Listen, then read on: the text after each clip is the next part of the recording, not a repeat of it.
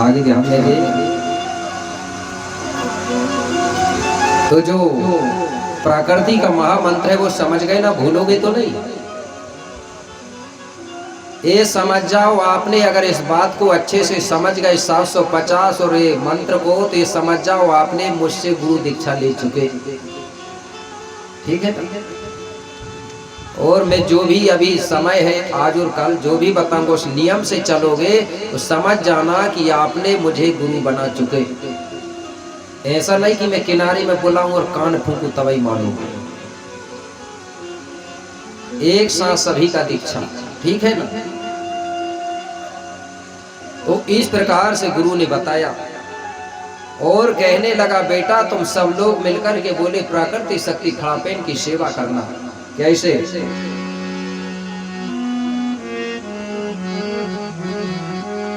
गोंडी क्या बोला? प्रकृति खड़ापेन पूजा,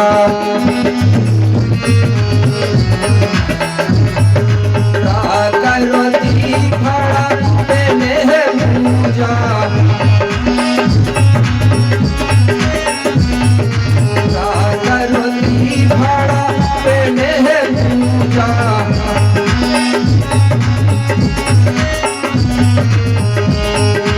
इससे बड़ा देव नहीं पूजा,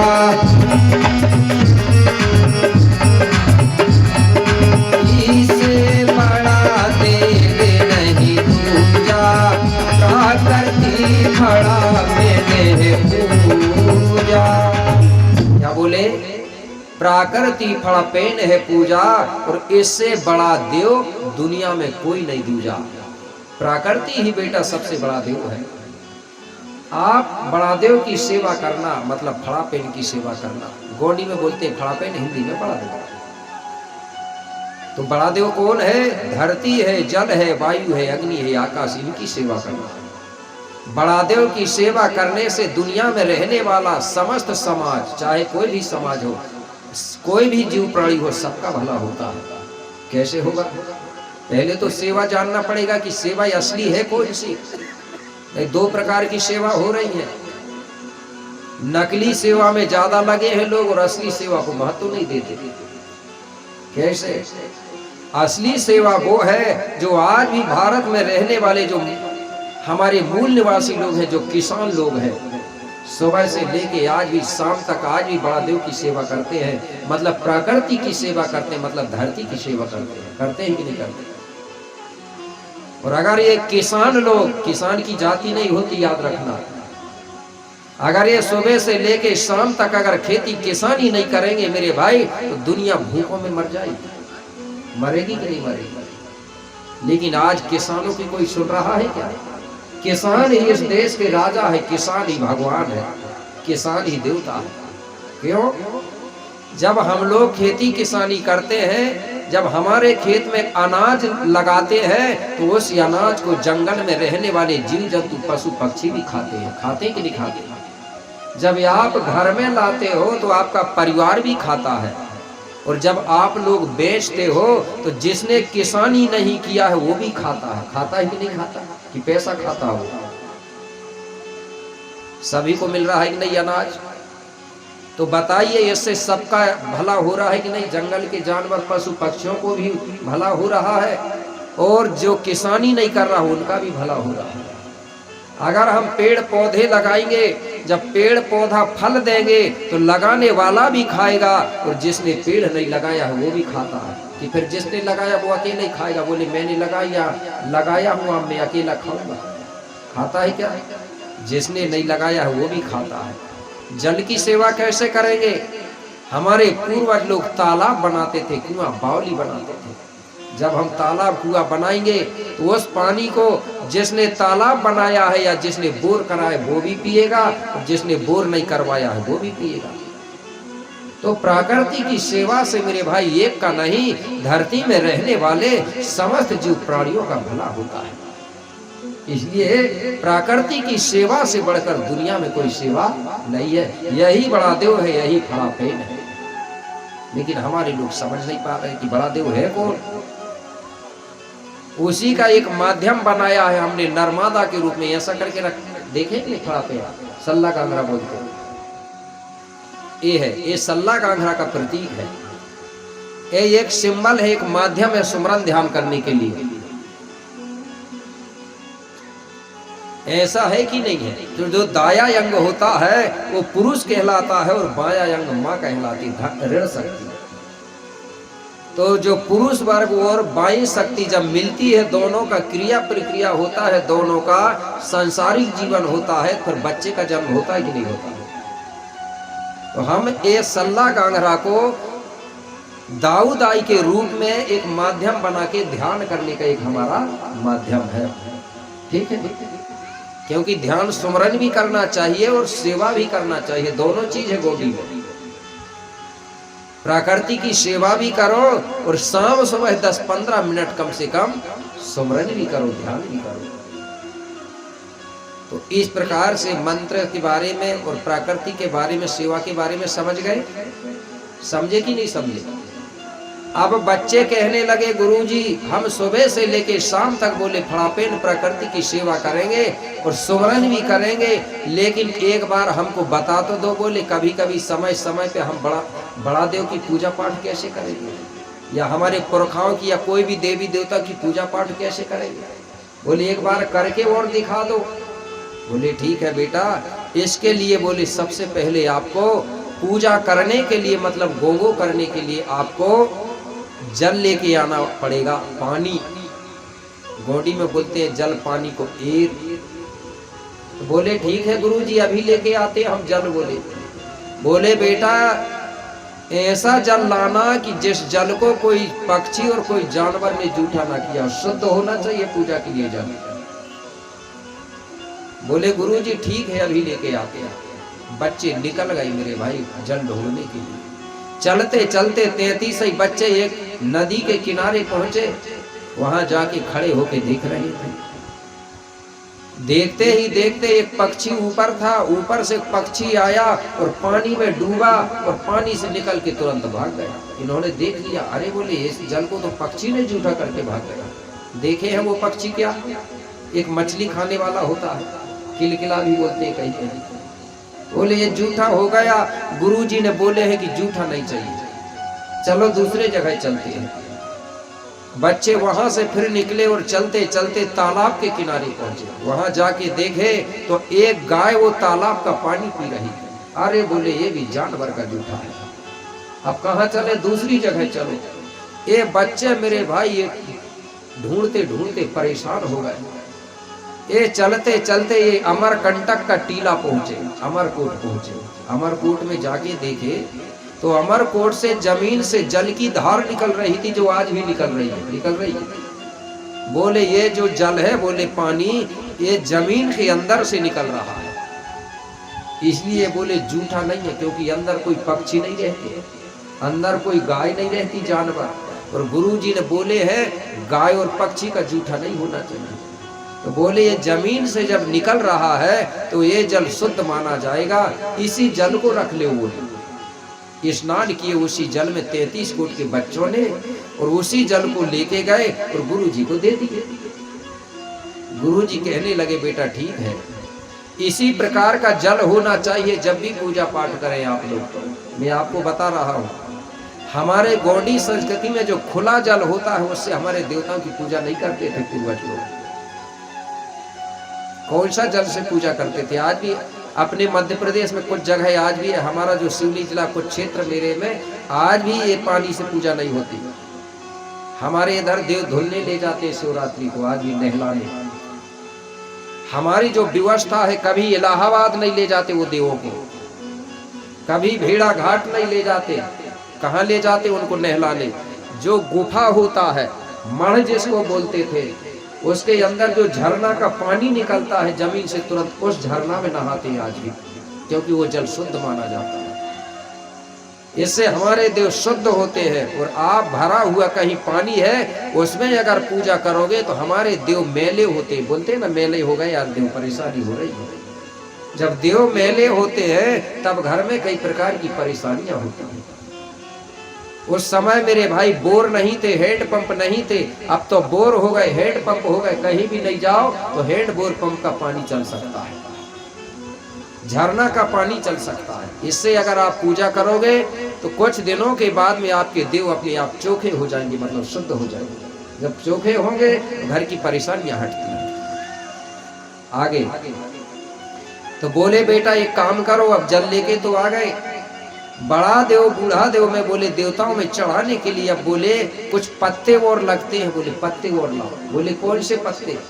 बोले जिस पेड़ के जिस डंठल में बोले 3 पत्ते हो वो शुभ होते हैं।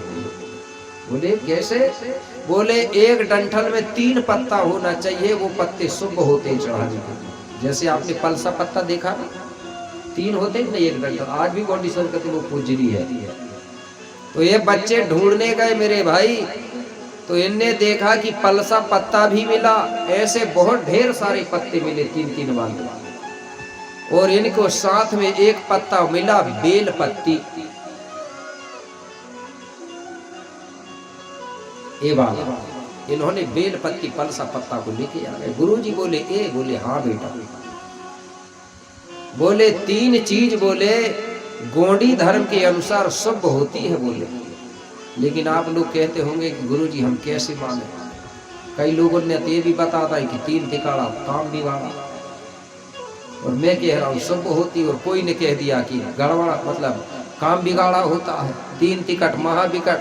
बोले कहीं लड़की देखने जा रहे 3 लोग मर जाओ, अशुभ होता है। कई लोगों के अंदर ये भ्रम घुसा है। घुसा कि नहीं घुसा है? बोले 3 रोटी पूरी मत दो, अशुभ होता। 2 दो या 4 दो। मेरे भाई 3 चीज अशुभ नहीं होती। ये गुंडवाना के लोगों को भ्रम डाला गया है। 3 चीज शुभ होती। कैसे? हमारे संस्कार की बात करें तो 3 ही है संस्कार। कितने हैं? 3, जन्म विवाह और मृत्यु। हमारे शंभू शेख बाबा त्रिशूल धारण करते हैं तो कांटे कितने हैं? 3। अगर अशुभ होते तो शंभू बाबा 3 कांटे वाला त्रिशूल धारण नहीं करते। काल कितने हैं? 3, भूतकाल भविष्यकाल वर्तमान काल। है कि नहीं है? अब बताइए 3 चीज शुभ होगा कि अशुभ? 3 से काम बनता है, बिगड़ता नहीं है। बना के देख लेना। जब 3 पत्थर आप रखोगे मेरे भाई तो चूल्हा बन जाता है। बनता है कि नहीं चूल्हा? और 1 पत्थर निकाल दोगे तो बिगड़ जाएगा। तो 3 चीज शुभ है। आज से भ्रम तोड़ देना। अगर अशुभ होता ना तो हम हमारे शंभू शेख बाबा भोलेनाथ को 3 पत्ती वाला बेल पत्ती नहीं चढ़ाते, 1 पत्ता तोड़ के चढ़ाते। पर जबकि 1 पत्ता तोड़ के चढ़ाओगे ना तो 2 पत्ता चढ़ाना अशुभ है। बल्कि 2 पत्ते वाला डंठल नहीं चढ़ाते, 3 ही पत्ते होना चाहिए, तब हमारे बाबा को चढ़ाया जाता है। अब लाके दिए। अब गुरुजी कहने लगे बेटा ये भी लेके आ गए। और बोले गुरुजी क्या क्या सामग्री और लगेगी? बोले बेटा ज्यादा सामग्री नहीं लगती हमारे देवी देवता में, बस एक चीज और लगेगी। बोले क्या? बोले फूल रह गया है, फूल लेके और आ जाओ। तो बोले गुरुजी फूल और किसका लाना है? बोले गुरुजी फूल ऐसा फूल लाना है जिस फूल को हाथ से तोड़ना ना पड़े, अपने आप टूटा हुआ चाहिए।